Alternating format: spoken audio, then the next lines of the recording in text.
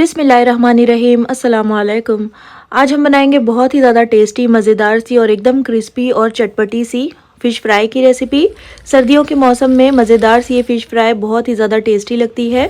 हरी चटनी और प्याज के लच्छों के साथ आप इसको चाहो तो दाल चावलों के साथ भी बनाकर सर्व कर सकते हो। और देखने में जितनी ज़्यादा ये टेम्पटिंग लग रही है, बनाने में उससे कहीं ज़्यादा ये आसान है। फिर चलिए फटाफट से रेसिपी को स्टार्ट करते हैं। सबसे पहले यहाँ पर मैंने 1 किलो कतला मछली को अच्छी तरह से धोने के बाद इसको एक छलनी में रख दिया था, जिससे कि मछली में जो भी एक्स्ट्रा पानी था वो निकल गया है। अच्छी तरह से इसको ड्राई कर लीजिएगा। और फिर उसके बाद हम फ़िश को मैरिनेट करेंगे। तो इसके लिए एक मसाला बनाकर तैयार करेंगे, जिसके लिए मिक्सी के जार में हम 5 से 6 हरी मिर्चें, 2 इंच का अदरक का टुकड़ा और 20 से 25 लहसुन की कलियां डालेंगे। तो लहसुन का इस्तेमाल इसमें थोड़ा सा ज़्यादा करिएगा। और 1 से 2 टेबलस्पून के जितना पानी डाल करके हम इसका एक स्मूथ सा पेस्ट बनाकर तैयार कर लेंगे। और ये हरी मिर्चें तीखी वाली है, क्योंकि फ़िश जो है चटपटी और तीखी ही अच्छी लगती है खाने में। लेकिन आप मिर्चें अपने टेस्ट के हिसाब से कम या ज़्यादा कर सकते हो।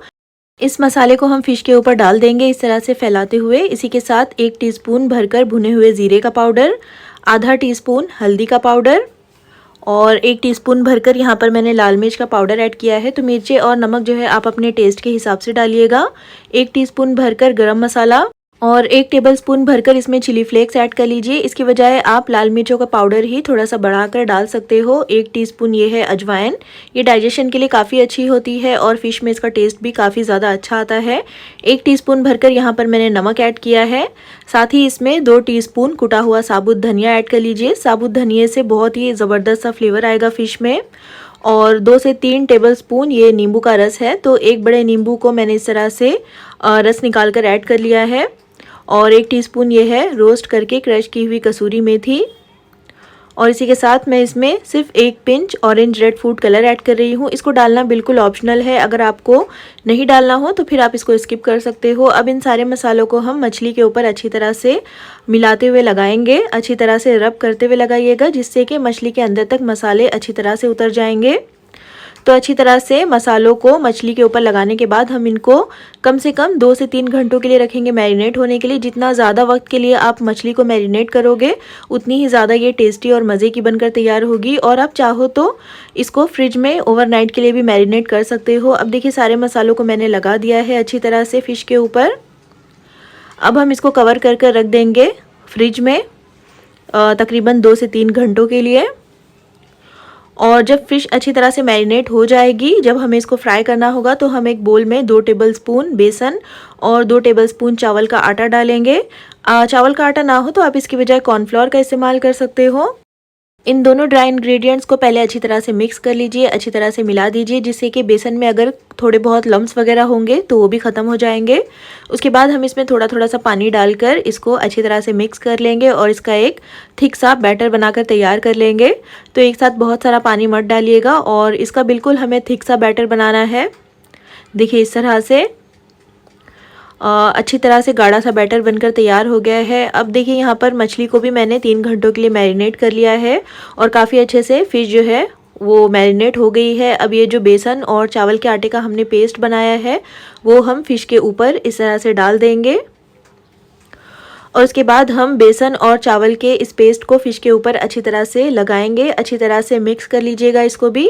और इस तरह से बेसन और चावल के आटे को मिक्स करके लगाने से फ़िश जो है बाहर से बहुत ही क्रिस्पी और बहुत ही करारी बनकर तैयार होगी। और जब आपने फ़िश को फ्राई करना हो तभी आपने इस पेस्ट को मछली के ऊपर लगाना है। पहले से ही इसको लगाकर मैरिनेट मत करिएगा, वरना फिर ये बहुत ही ज़्यादा सॉफ्ट हो जाएगी।